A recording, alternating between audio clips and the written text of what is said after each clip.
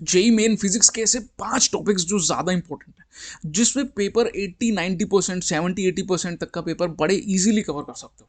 मतलब बाकी टॉपिक्स आप स्किप कर कर सिर्फ यही कुछ टॉपिक्स हैं, ऐसे 5-7 टॉपिक्स जिनको अगर आप अच्छे से पढ़ लोगे, एक्चुअल में टॉपिक्स हैं जो आगे चैप्टर्स कंटेन करते हैं, तो अगर आप इन्हें पढ़ लेते हैं तो आप 99 परसेंटाइल बहुत इजीली स्कोर कर सकते हैं।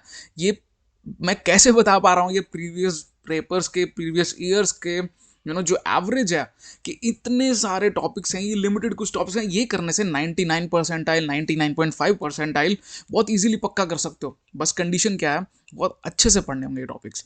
तो इसके बारे में आज हम बात करते हैं। So welcome to the channel maths with Abhinav Batra. मैं हूं आपका अपना अभिनव भैया, जो आपको यही सब बताता है, आपको हेल्प करता है, आपको इन सब चीज़ों के बारे में पढ़ाता है। तो स्टार्ट करते हैं हमारी वीडियो को। अगर आप फर्स्ट टाइम आए चैनल पर तो सब्सक्राइब करना हमारे चैनल को, ताकि कोई भी ऐसी इंपॉर्टेंट वीडियो, कोई भी इंपॉर्टेंट रिसोर्स आपसे मिस ना हो पाए। So let's begin.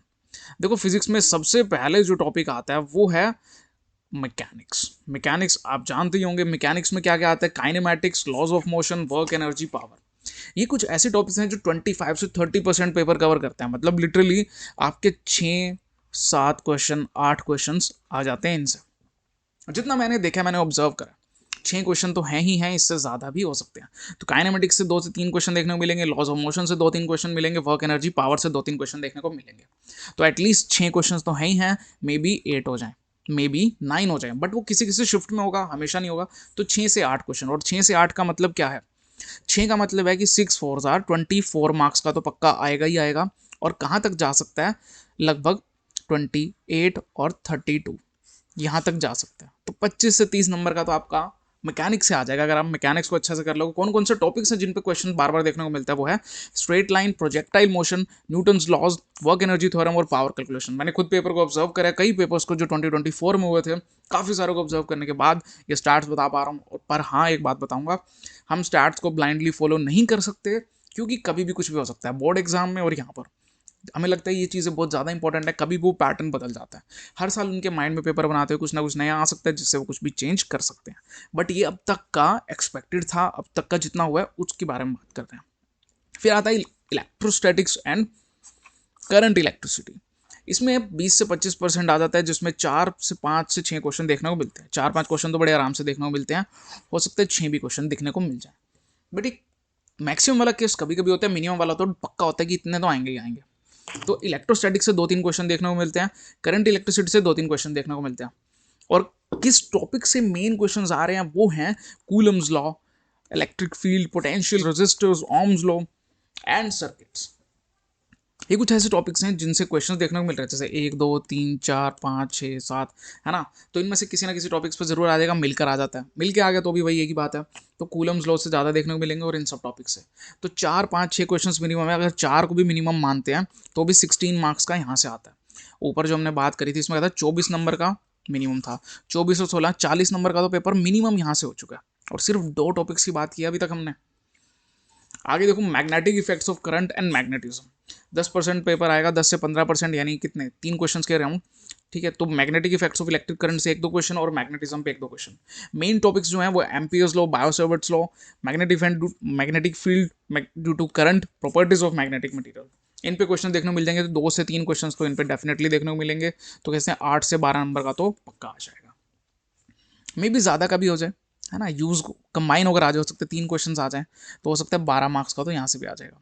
तो पिछले 40 और 12, अब तक 52 मार्क्स का तो ये कवर हो चुका है। फिर आता है ऑप्टिक्स। ऑप्टिक्स देखो, पता ही है, मुझे बताने की नीड नहीं है कि ऑप्टिक्स की वैल्यू क्या है, इंपॉर्टेंट है क्या। देखो, रिफ्लेक्शन और रेयर फैक्शन पे 1-2 क्वेश्चन आते हैं, वेव ऑप्टिक्स पे 2 से 3 क्वेश्चन मिलेंगे। तो एटलीस्ट 3 से 4 क्वेश्चन आपको इसमें देखने को मिल जाएंगे। मिरर लेंस फॉर्मूला पे 1 क्वेश्चन आएगा, डिफ्रैक्शन पे 1, इंटरफेरेंस और ऑप्टिकल इंस्ट्रूमेंट से 1 क्वेश्चन आ सकता है। तो 3 से 4 यहाँ हो गए, तो ये भी बन गया 12 मार्क्स का, मिनिमम 12। तो अभी तक हम जितनी बात करें ना, हम 60 से ज़्यादा मार्क्स की बात कर चुके हैं। 40 और पीछे था 12 और 12 24, 64 मार्क्स का तो हम मिनिमम बात कर चुके हैं कि ये टॉपिक से। फिर आता है थर्मोडाइनमिक्स एंड फ्लूइड मैकेनिक्स। इसमें क्या है कि थर्मोडाइनमिक्स से 2 से 3 क्वेश्चन देखने को मिलेंगे, फ्लूइड मैकेनिक्स से 1 से 2 क्वेश्चन देखने को मिलेंगे। मिनिमम यहाँ पर भी 3 से 4 क्वेश्चन इससे बनेंगे। और मेन जो टॉपिक्स हैं, मेन जहाँ से आ रहे हैं, वो है thermodynamics, Carnot engine, heat transfer, Bernoulli's principle and viscosity.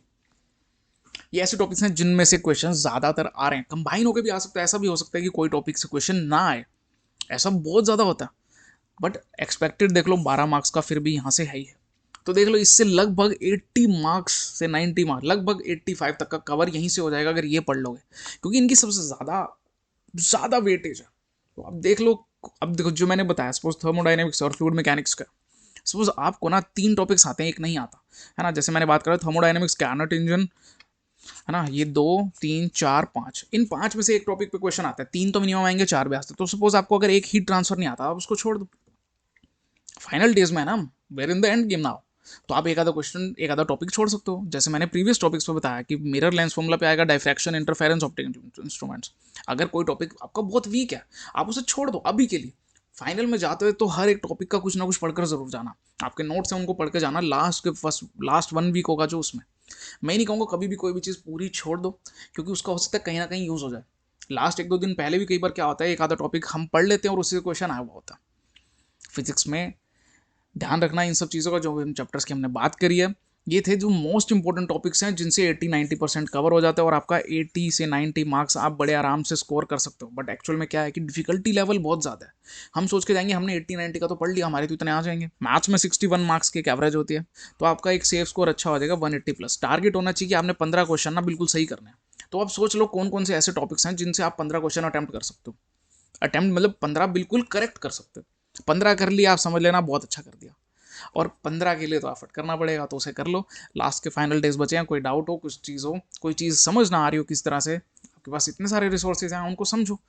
आपको लगता है कि आपको पढ़ने समझ नहीं आ रहा, वीडियो से देखो, बस करो। जो भी देख रहे हो एक तरह से इसको मोटिवेशन की तरह लो कि यार देखो 15 क्वेश्चन करने सिर्फ सही कर सकते हो, क्यों नहीं करा जा सकता। अगर मैं भी इस वक्त बैठ के सोचूं कि मुझे एक एग्जाम में 15 क्वेश्चन अटेम्प्ट करने हैं एक सेक्शन में, जो बिल्कुल सही हो, तो 25 में से 15 सीम्स अ गुड डील। ऐसे डिफिकल्ट होंगे छोड़ दो उन्हें और बाकी करो, तो कर लोगे तुम क्वालिफाई, मुझे विश्वास है। मिलते हैं ऐसी और वीडियो पे। अगर अच्छा लगा तो सब्सक्राइब कर देना, बहुत मेहनत लगती है ऐसी वीडियो बनाने में, एक एक स्टैट लिखने में, एक एक चीज़ को बनाने में बहुत मेहनत लगती है। सब्सक्राइब जरूर करना ताकि ऐसी मुझे मोटिवेशन मिले और मैं ऐसी तुम्हारे लिए और वीडियोज़ लाऊँ। Bye, take care, God bless you.